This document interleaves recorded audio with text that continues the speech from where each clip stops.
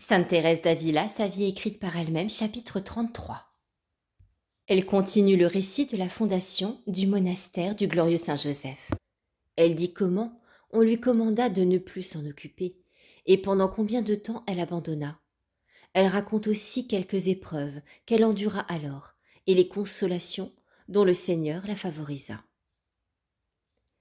Les affaires étaient donc en cet état et si près de se conclure que le jour suivant on devait passer le contrat, quand notre père provincial changea d'avis. Il agissait, selon moi, d'après une disposition particulière de la Providence, comme la suite l'a montré. Les prières faites pour l'œuvre étaient si nombreuses que le Seigneur travaillait à la perfectionner peu à peu pour la mener à bonne fin d'une autre manière. Notre père provincial, ne voulant donc plus admettre la fondation, mon confesseur me défendit aussitôt de m'en occuper. Et Dieu sait cependant tout ce qu'il m'en avait coûté de travaux et d'épreuves pour la conduire jusqu'à ce point. Je l'abandonnai donc, et elle en demeura là.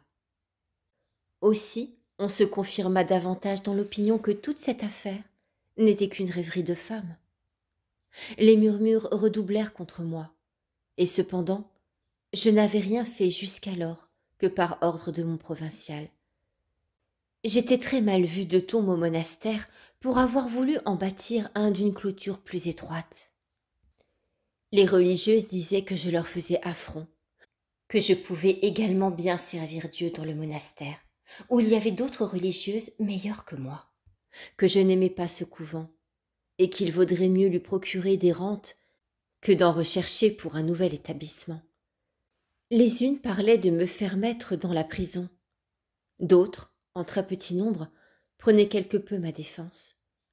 Je voyais bien qu'en beaucoup de choses, on avait raison de me condamner.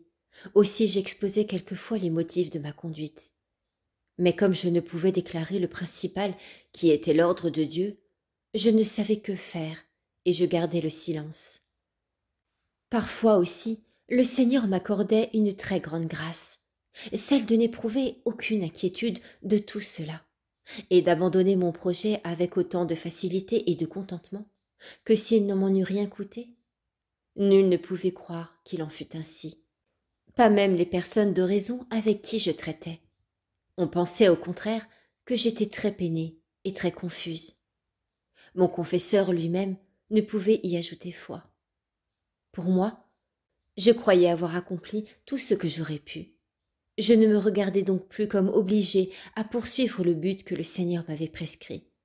Aussi je restais dans mon monastère très contente et très heureuse. Cependant, je ne perdis jamais l'assurance que la fondation ne dût se réaliser. Je n'en voyais plus le moyen. Je ne savais ni comment, ni quand elle aurait lieu. Mais j'avais la certitude qu'elle se ferait. Ce qui me causa beaucoup de peine, c'est qu'un jour mon confesseur m'adressa une réprimande, comme si j'avais fait quelque chose contre sa volonté. Le Seigneur voulait sans doute que l'épreuve ne manquât point de me venir de ce côté qui devait m'être le plus sensible. Car au milieu de tant de persécutions, mon confesseur, de qui, ce semble, me devait venir quelque consolation, m'écrivit que je devais voir enfin, par tout ce qui était arrivé, que mon dessein était une pure rêverie, qu'après cette leçon, il ne fallait plus m'en occuper à l'avenir, ni même en parler. Je pouvais voir en effet le scandale qui en était résulté. Il ajoutait encore diverses autres choses qui étaient toutes de nature à me faire de la peine. Cela me causa plus de chagrin que tout le reste ensemble. Je me demandais si je n'avais pas été l'occasion, la cause même, que Dieu fût offensé. Je me disais que, si mes visions étaient fausses, toute mon oraison n'était qu'un rêve, et je m'étais bien abusée et bien égarée. J'en conçus une peine très vive. J'étais au comble du trouble et de l'affliction. Heureusement, Dieu ne m'a jamais manqué. Au milieu de toutes ces épreuves dont j'ai parlé, il me donnait fréquemment des consolations et des encouragements qu'il est inutile de rapporter.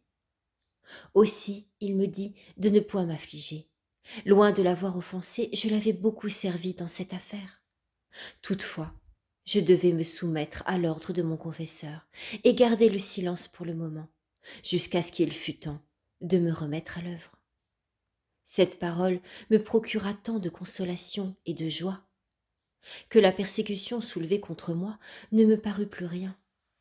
Le Seigneur m'apprit alors le bien immense qu'il y a à souffrir l'épreuve et la persécution par amour pour lui.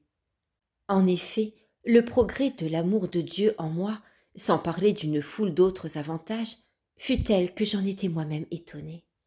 Aussi je ne puis plus m'empêcher de désirer les souffrances. L'on s'imaginait autour de moi que j'étais très confuse. Et je l'eusse été, en effet, si le Seigneur ne m'avait accordé à un très haut degré une faveur de cette sorte. C'est alors que je commençais à avoir ces plus grands élans d'amour de Dieu dont j'ai parlé, et de plus hauts ravissements. Mais je me taisais, et ne révélais à personne les biens dont j'étais comblée. Le saint religieux dominicain demeurait toujours aussi certain que moi que la fondation aurait lieu. Voyant que je ne voulais plus m'en mêler pour ne point désobéir à mon confesseur, il s'en occupait de concert avec ma compagne. Tous deux écrivaient à Rome et poursuivaient l'entreprise. De son côté, le démon commençait à insinuer aux uns et aux autres que j'avais eu quelques révélations sur notre projet. On vint en tremblant m'annoncer que les temps étaient difficiles, qu'on pourrait peut-être relever quelques accusations contre moi et me dénoncer aux inquisiteurs. Ces propos me parurent plaisants et je me contentais d'en rire, car je n'ai jamais eu aucune crainte sur ce point. Je connaissais bien mes sentiments intimes pour tout ce qui concerne la foi. J'étais prête à endurer 1000 morts plutôt que de paraître aller contre la moindre des cérémonies de l'Église ou une vérité quelconque de la Sainte Écriture. Je répondis donc qu'on pouvait être sans crainte sur ce point, et que ce serait un grand malheur pour mon âme si elle avait un motif de redouter l'Inquisition. J'ajoutai encore que, dans ce cas, j'irais de moi-même me présenter à son tribunal. Mais si l'on m'accusait faussement, le Seigneur saurait manifester mon innocence, et il en résulterait un gain pour moi. J'en parlai donc à mon cher père le dominicain, qui était, comme je l'ai dit, si savant que je pouvais bien être tranquille en faisant ce qu'il me dirait. Je lui exposai alors avec la plus grande clarté possible toutes mes visions, mon mode d'oraison et les grandes grâces dont le Seigneur me comblait.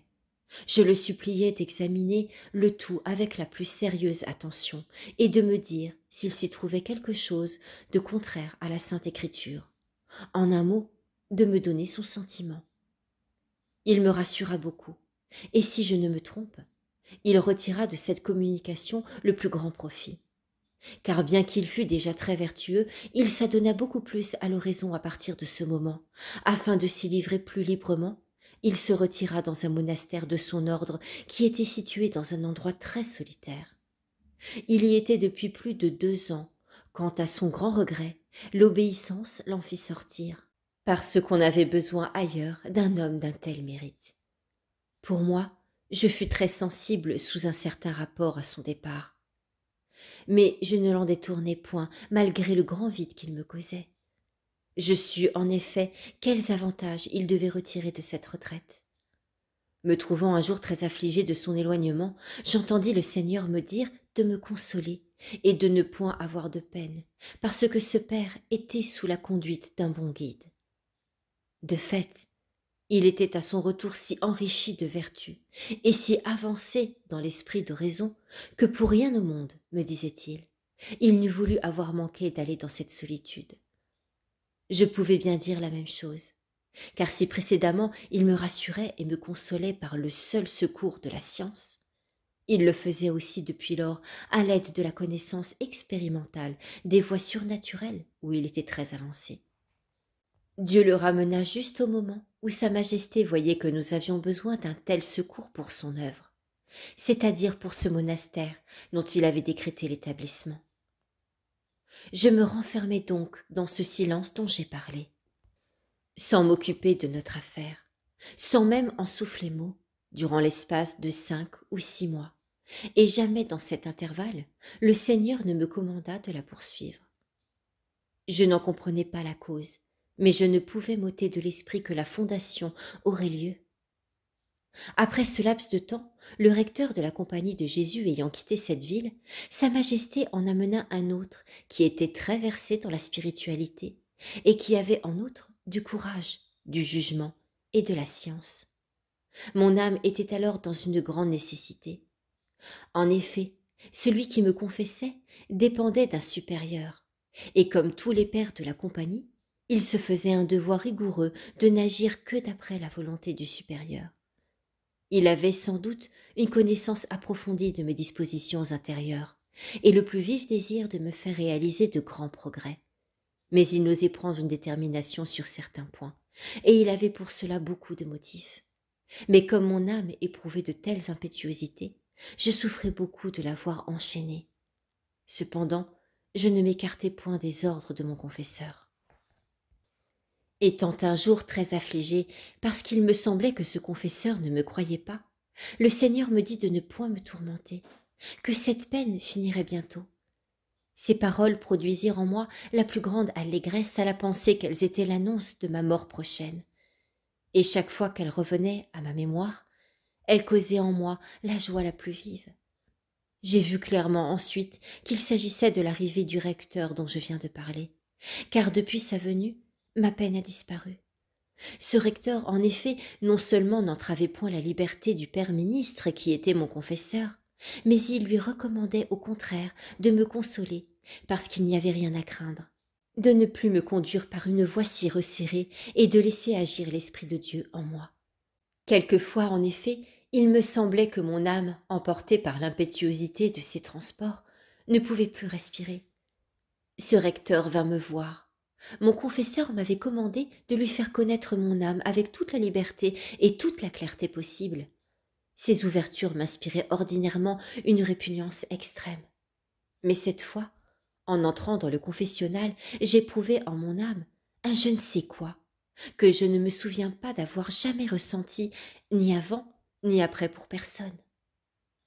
Il me serait impossible de dire, même par comparaison, comment cela se passa. Ce fut une joie toute spirituelle, et une vue claire que cette âme devait comprendre la mienne et se trouver en conformité avec elle. Mais, je le répète, je ne sais pas comment cela put se faire. Si encore je lui avais parlé précédemment, ou si l'on m'avait donné sur lui des renseignements les plus favorables, je n'aurais point été étonnée de la joie que j'éprouvais en songeant qu'il allait me comprendre. Mais nous ne nous étions jamais parlé l'un et l'autre, et il m'était absolument inconnu. J'ai bien vu depuis que je ne m'étais point trompée dans mes appréciations, car il a fait sous tous les rapports le plus grand bien à mon âme dans les entretiens spirituels que j'ai eus avec lui. Son commerce est très avantageux pour les personnes que Dieu semble déjà conduire par des voies élevées.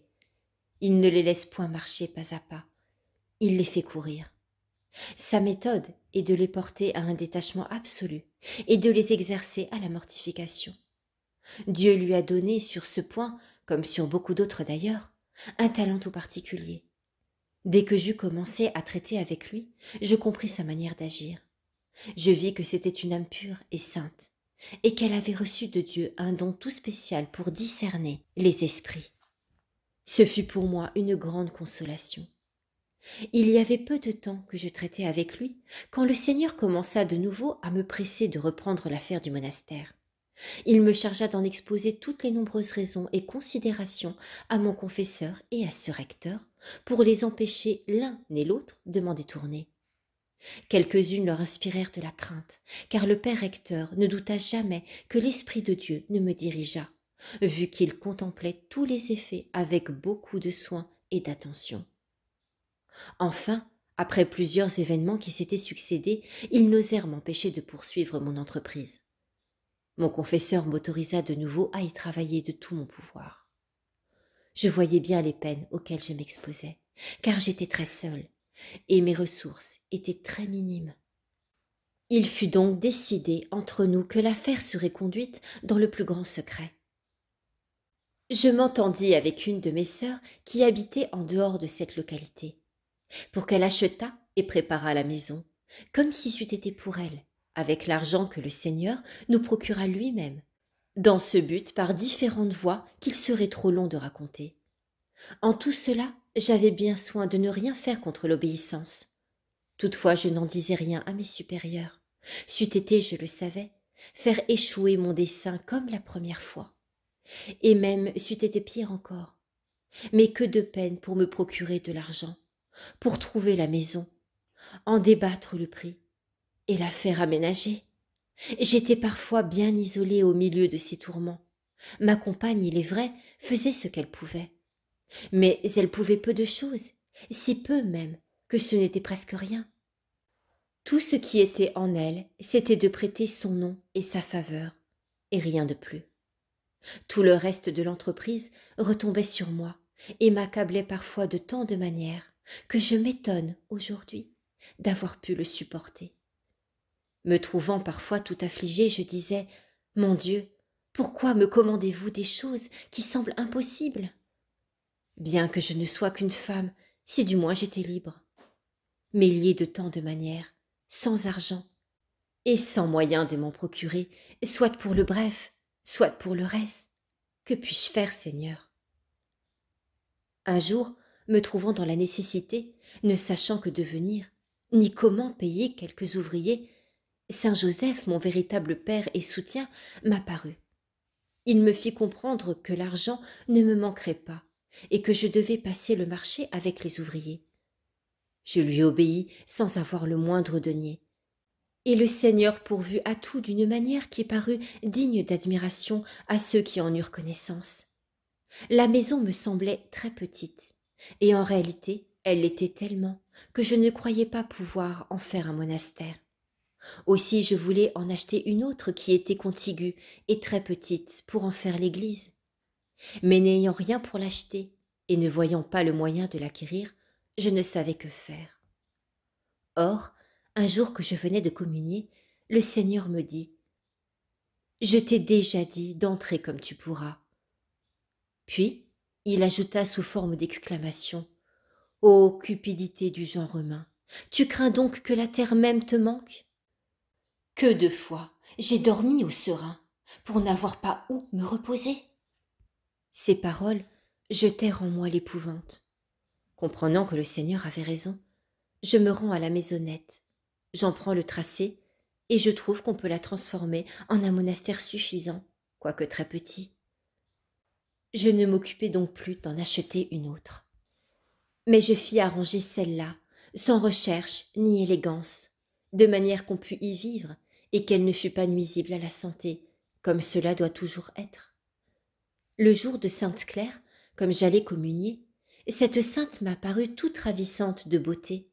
Elle me dit de poursuivre avec courage mon entreprise et ajouta qu'elle viendrait à mon secours. Je conçus dès lors une grande dévotion pour elle, et j'ai bien vu dans la suite la vérité de sa promesse. Un monastère de son ordre, qui est proche d'une autre, nous aide à vivre.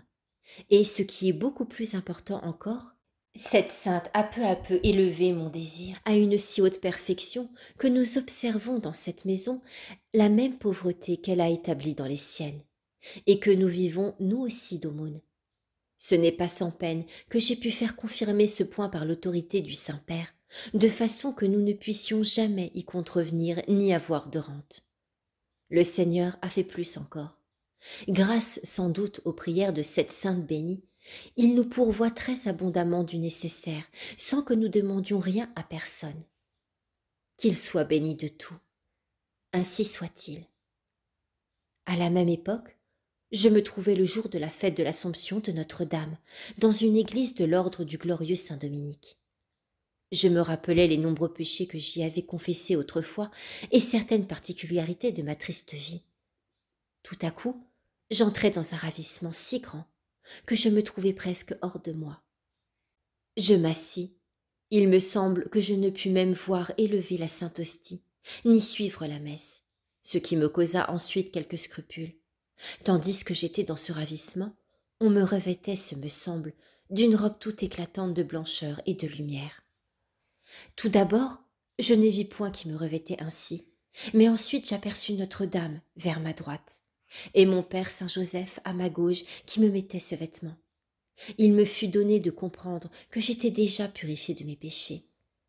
À peine étais-je ainsi revêtue et toute comblée de délices et de gloire, qu'il me sembla que Notre-Dame me prenait les mains. Elle me dit que je lui procurais beaucoup de joie par ma dévotion au glorieux Saint-Joseph. Elle me donna l'assurance que la fondation du monastère réussirait et que notre Seigneur, elle et Saint Joseph y seraient très fidèlement servis. Je ne devais pas craindre d'y voir se refroidir jamais la ferveur sur ce point, bien que l'obéissance sous laquelle je me mettais ne fût pas de mon goût, car elle et Saint Joseph nous protégeraient, et son Fils nous avait déjà promis d'être toujours au milieu de nous. Comme gage de la vérité de cette promesse, elle me donnait ce joyau. Il me semblait qu'elle m'avait passé au cou un collier d'or très beau, auquel était suspendue une croix du plus haut prix. Cet or et ces pierreries surpassent incomparablement tout ce que nous voyons ici-bas, car leur beauté est infiniment élevée au-dessus de ce que nous pouvons imaginer. L'entendement ne saurait comprendre non plus de quel tissu était la robe, ni avoir une idée de la blancheur dont Dieu voulait la faire briller. Tout ce qu'il y a ici-bas ne paraît plus, pour ainsi dire, qu'un dessin à la suie. Notre-Dame me parut d'une beauté ravissante. Je ne distinguais cependant pas les particularités de ses traits. Je vis seulement l'ensemble de sa physionomie. Elle était vêtue de blanc et m'apparaissait au milieu d'une splendeur très grande qui, bien loin d'éblouir, réjouissait au contraire le regard. Je ne vis pas aussi distinctement le glorieux Saint Joseph. Toutefois, je vis qu'il était là. C'était une vision semblable à celle dont j'ai parlé précédemment, et où l'on connaît sans le secours des sens. Il me semblait aussi que Notre-Dame était très jeune. L'un et l'autre demeurèrent ainsi quelques instants près de moi. Je me trouvais toute remplie d'une gloire et d'une joie immense. Je crois que je n'avais jamais été favorisée d'une grâce pareille, et je n'aurais plus voulu en être privée. Il me sembla ensuite que je les voyais remonter au ciel, environnés d'une grande multitude d'anges. Je me trouvais alors dans une profonde solitude. J'éprouvais néanmoins tant de consolation. Je me trouvais si élevée, si recueillie en oraison, si attendrie, qu'il me fut impossible pendant quelques instants de faire un mouvement et de proférer une parole. J'étais pour ainsi dire hors de moi. J'éprouvais alors un si grand désir de me sacrifier pour Dieu. Je découvris en moi des effets si merveilleux. Tout en un mot s'était passé de telle sorte que je ne puis jamais, malgré tous mes efforts, avoir le moindre doute que cette vision ne vint de l'Esprit d'en haut. Aussi j'étais remplie de consolation et dans une paix profonde. Ce que la reine des anges m'avait dit de la juridiction provenait de ce que j'avais de la peine à me soustraire à celle de l'ordre.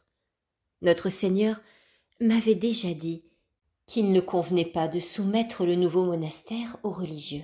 Il m'avait même donné les raisons pour lesquelles cela ne convenait en aucune manière. Il m'avait en outre recommandé de recourir à Rome par une certaine voie qu'il avait daigné m'indiquer, et par où il ferait venir les dépêches. Il fut fait ainsi. Jusqu'alors, les négociations n'avaient jamais pu aboutir, mais nous suivîmes la voie indiquée par notre Seigneur, et l'affaire réussit très bien. Les événements qui suivirent ont montré combien il était important de mettre le nouveau monastère sous l'obéissance de l'évêque. Pour moi, je ne le connaissais pas encore, et je ne savais pas quel supérieur nous aurions en lui. Mais le Seigneur a voulu qu'il fût rempli d'une extrême bonté, et prit en main les intérêts de cette maison, autant qu'il le fallait, pour la soutenir au milieu de la grande épreuve qu'elle a traversée, comme je le rapporterai plus loin, et la mettre dans l'état où elle est aujourd'hui. Béni soit celui qui a tout conduit de la sorte. Ainsi soit-il.